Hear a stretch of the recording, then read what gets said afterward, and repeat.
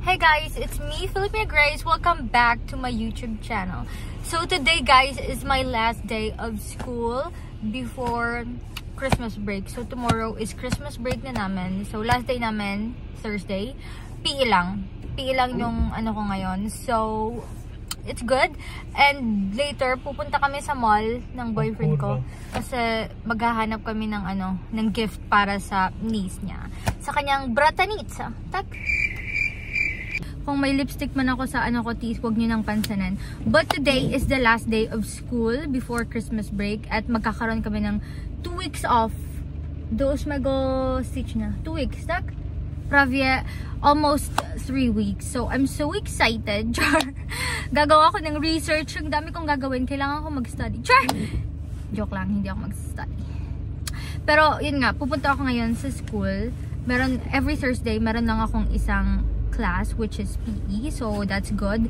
But, today, hindi siya maganda kasi traffic. So, instead na ihatid ako ng boyfriend ko sa tram station, ihatid na lang niya ako sa school kasi wala siyang choice.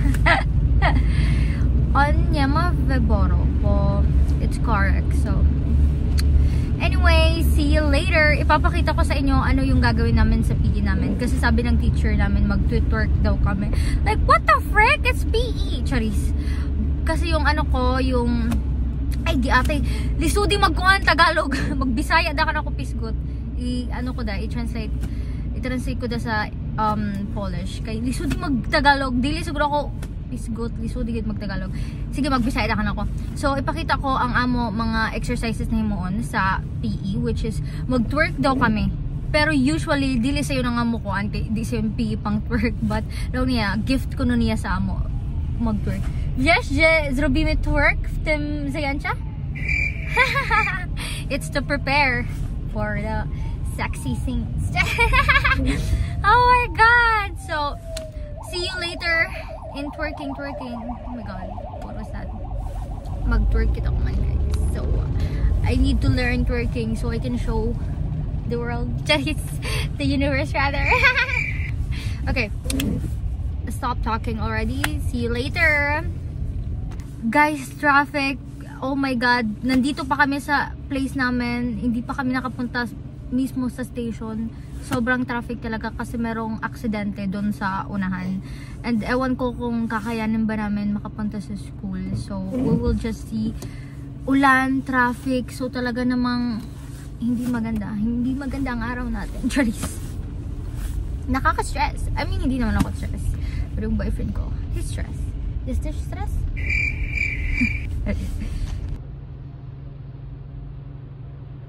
Look at what's happening in front of us. Talaga namang ilang minuto na tayo dito. Oh my god guys, talaga namang first time ko talaga makatry ng ganitong heavy traffic dito sa Poland. Ano kayang nangyari dun sa unahan? Bakit parang sobrang talagang hindi...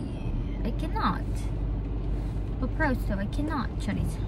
After pa naman ng PE namin, plano namin ng boyfriend ko pumunta ng outlet. It's a mall here. Malapit lang dito. Mula sa tinitirhan namin, mula sa condo namin, mga 10 minutes. So 15 minutes. Ganun. Pero kung walang traffic, 10 minutes. Ganun. Co ty nazywasz nasze mieszkanie? To jest condo albo apartment? To jest kondominium, mieszkanie. Mula sa condo namin 10 minutes. So, yeah. Anyway, sitting pretty lang tayo dito. Passenger princess. Wala akong stress. Pero, oh my god. Anong gagawin ko? Ayokong mag-absent sa PE na to kasi ayokong i-retake ang class. Ayoko talaga. Like, girl. Kakapoy, oy. Guys, start sila late na water. Girls like me don't cry. Girls like me pretend that we don't cry. Jag kommer hålla fight oh so. Jag kommer hålla fight your love. Men du kommer fem như màu thì mong mình nghe như lúc đầu. Sao nó mà lại rơi như thế? Em vẫn luôn tỏ ra mây mê. Em chưa mong bao dù đi vào không gian chẳng tình cờ. Guys, hindi na ako nakapag-update doon kung paano kami ano ba? Hindi na ako nakapag-video at nakapag-update sa pag-twerk namin kasi nahiya na ako, late na nga ako, tapos mag-video pa ako. Napaka-feeling naman. So, nandito na ako sa bahay. Then, nagluto na ako ng dinner. I mean, bumili yung boyfriend ko ng lasagna, tapos initin lang namin. Yun yung dinner namin today kasi wala akong gana magluto. Pero bukas, magluluto ako ng healthy food. So, pakita ko sa inyo mamaya. Nasa ano pa kasi? Nasa oven pa. Oh my God, ang dumi naman ng ano namin oven. Kailangan ko pang linisan. Pakita ko sa inyo yung ano namin, maliit naming Christmas tree na sobrang pretty. Meron yung Christmas lights pero hindi lang makita kasi hindi siya nag-glow. Pero yun yung gift ko para sa boyfriend ko. Char! Malapit nang maluto ang ating lasagna. Guys, itong lasagna na to, kung taga-Poland kayo, taga-Poland, bilhin nyo to kasi hindi nyo na kailangan mag-prepare. Initin nyo lang sa oven. Sobrang sarap. Tapos yung brand niya is Come a Casa. Pakita ko sa inyo later. Pero ngayon, i-ano ko muna to. I-fix muna natin ang cash para mamaya hugasan na lang natin. Maghugas na lang tayo. Ilang minutes na lang ba? 2 minutes na lang, kakain na tayo. I'm so excited, ha? 2 minuty. Poczekaj. Potem będzie gotowe. Guys, malapit na ang Pasko. Ngayong Sunday na. Ano ang gagawin nyo sa Pasko? Comment down below. Char! Feeling giatay. Ako pupunta kami sa, sa grandparents ng boyfriend ko. Doon kami mag-celebrate. Doon kami mag-exchange gift. Yung binili ng boyfriend ko. Sławek, mogę powiedzieć moje wiedzą? Czy z tego feeling to kupiłeś dla twojej rodziny na święta? Nie. Dlaczego? No nie. Po co? Nie wiem. Nie właśnie. Bumili siya ng Okay, hindi ko na lang sasabihin. Ipapakita ko na lang sa inyo, magbo-vlog ako sa Christmas kung paano sila mag-celebrate ng Christmas dito. So, pakita ko sa inyo in Sunday soon pag Christmas. Merry Christmas, everyone! Sus, excited ka, girl? Sobrang kang excited.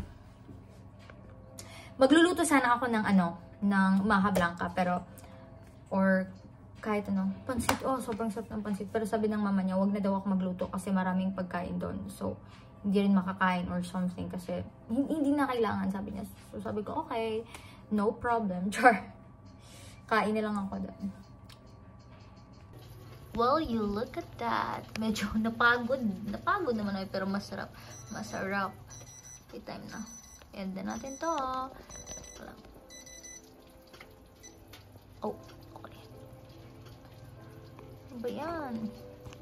Okay, i-prepare ko na ang, mga plates na pagkakainan naman. Dito na pala. Inuha ko na pala kanina. Nakalimutan ko. Dobrze. I want all of it, Charis. So, ito yung Dziękuję bardzo. Ja se zjem na... Pół i pół. Pół dla ciebie, pół dla mnie. I tyle. Robert, look at my t-shirt, frog. Kasi mukha akong... huwag naman! Char.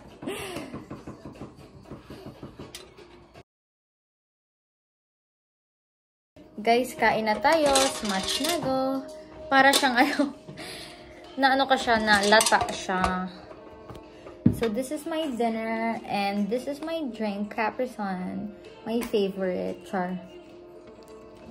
Pero mamaya, kakain pa ako. Kakain ako ng rice. Of course, rice is life, no? Hindi tayo para hindi mag-rice. Kasi, I need to gain weight, so kailangan ko mag-rice. Nagtitry ako na kailangan kain lang talaga ng kain. Snack lang to, lasagna. Char.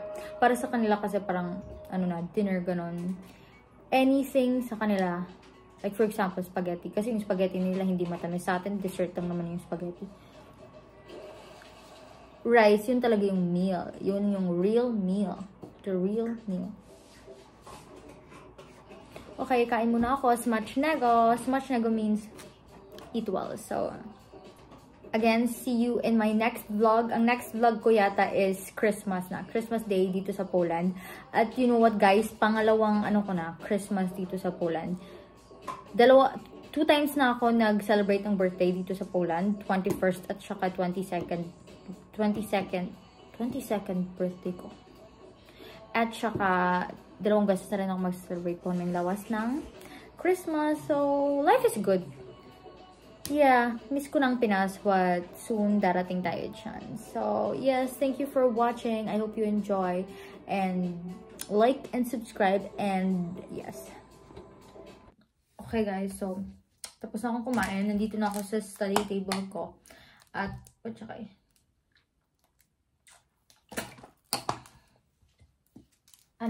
mag-i-edit ako ng video na to. At saka ng thumbnail. Try ko. At, my laptop. Kasi, i-refine ko yung research ko. Kasi meron kaming research at kailangan namin ipasa in January. So, kailangan ko siyang tapusin para wala na akong isipin mamaya. Marami talaga akong kailangan gawin. Kailangan kong mag-study for Spanish. Kailangan kong mag-study for German. Talaga naman. Tapos malilimutan ko rin. Pero, yung resolution ko sa 2024 is dapat talaga constant study sa mga languages na to. And hopefully, ewan ko, kahit sa Polish lang talaga ma-fluent ako. Diyos ko Lord. Parang ang laking, parang sobrang saya na nun. Tsaka anyway, ang dami kong dapat gawin. I mean, kaya naman siya kung responsible ako at saka I mean, kung responsible lang talaga ako at araw-araw nag-study, kaya naman siya, like, mapupush siya. Pero kasi, ayoko. Pero ngayon, naset ko na talagang mind ko. Mag-study ako, gagawin ko yung research ko, mag-study sa Spanish at saka German para talagang for the better tayo. So, yes, i-edit ko tong video na to. Then, meron akong mga video ideas na gusto kong i-film and hopefully ma-film ko rin siya ngayong Christmas break namin. At saka, hopefully, makastudy ako at maging responsible na ako at hindi na lagi na lang nakatunganga. Kasi for the future naman to. Char! Napaka-feeling ko naman talaga. But yes, thank you for watching this video, guys. And hope to see you soon again in my next video. Yung next video ko is, Christmas. Christmas na dito sa Poland. So, yeah. Bye! Good night. Mag-focus muna ako mag-study. Char, feeling. Pero nagti-TikTok lang. Whatever.